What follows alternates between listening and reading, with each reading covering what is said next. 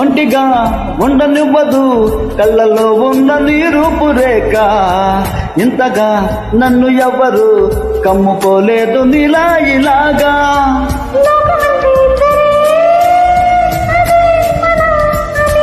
స్వర్గమంటే ఇక్కడే సరే అని